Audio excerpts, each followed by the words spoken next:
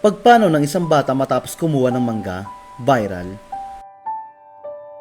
Bumuhos ang galit sa social media matapos itong mangyari sa batang ito dahil lang sa mangga. Kilala ang Pilipinas na mayaman pagdating sa prutas na mangga. Isa nga sa mga pinagmamalaking produkto ng bansa ang mangga. Bukod nga sa mga farm, maraming puno ng mangga ang makikita maging sa mga kabahayan. Ngunit kahit sa dami ng mangga sa Pilipinas, tila pinagdadamot pa rin ito ng iilan. Isang kalulunod sa insidente nga nangyari kung saan isang 7 taong gulang mula sa Zamboanga del Norte ang namatay dahil lang sa pagkuha niya ng mangga. Batay umano sa paunang investigasyon, pumasok umano ang bata na kinilala si Tamtam Alicase sa isang pribadong bakuran sa barangay Algeria upang kumuha ng mangga. Pinaniniwalaan na ito ay para lamang sana sa kanyang makakain.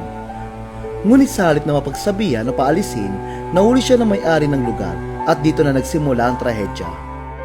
Ayon sa mga saksi, hinas umano ng 55-years-old na suspect ang bata gamit ng isang kahoy o 2x2 na may mga pako.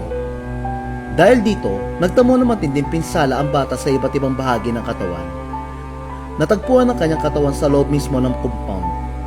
Agad siyang dinala sa ospital, ngunit sa kasamaang palad ay hindi na siya naisalba matapos magtamo ng iba't ibang injury sa katawan. Payag pa ng PRO9 spokesperson na si Major Sheila Michang. According sa interview sa witness, nahuli siya ng may-ari ng puno. Based sa initial investigation, pinagawa ng isang 2x2. Sa kasamaang palad, may ilang pako yung 2x2. Maraming tama yung bata, and yun ang tinitingnan ng ating Municipal Health Office na pwede maging cause ng kanyang death. Sa kasalukuyan, hawak na ng mga otoridad ng suspect at naharap ito sa kaukulang kaso.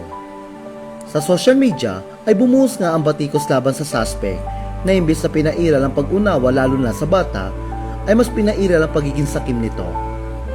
Habang may ilan na hindi rin maiwasang sisihin ang mga magulang ng bata dahil sa kapabayaan ng mga ito. Gayunpaman, makikitang isang harmless na pagkuha ng mangga ang ginawa ni Tamtam na maaalsang nauwi lang sa isang simpleng pangaral mula sa may-ari kaysa sasaktan niya ito. Sa ngayon, nakaburol na ang bata sa kanilang tahanan habang patuloy na nanawagan ng hustisya ang kanyang pamilya.